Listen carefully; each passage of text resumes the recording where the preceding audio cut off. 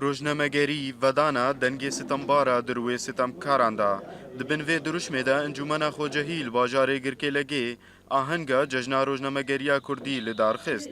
Aheng bi gotina Encûmena Xwecehî bi dest pê kir.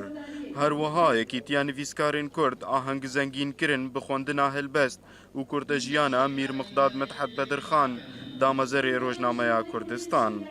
Di nav programê ahengê de rojnamevan û serokê sindîkeya rojnamevanê Kurdê Sûrî Nemir Ciwan Mîranî hate xelatkirin.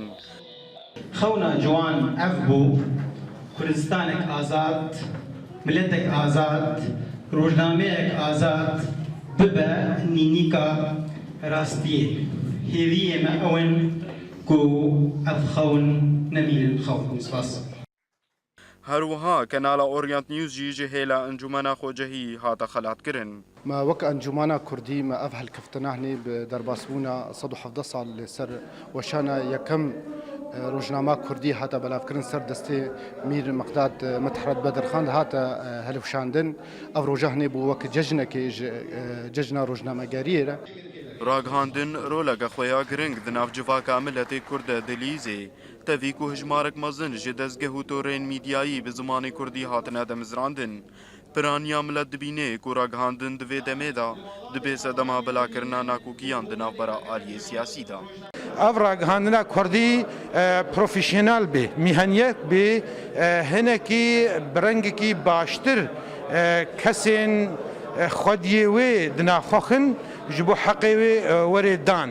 Ji ber wek wan dizanin ragihandin stûneka ji stûnên ku di vê demê de welat ser ava dibin.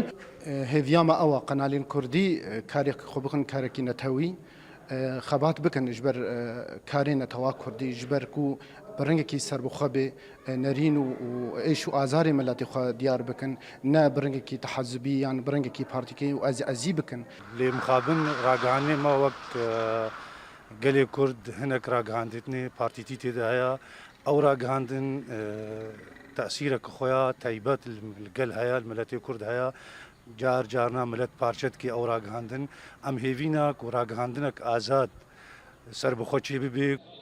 Berî 117 salan tevî zehmetiya demê Bedirxaniyan Rojnameya Kurdistan çap kirin û dîrok û çanda Kurdî zengîn kirin.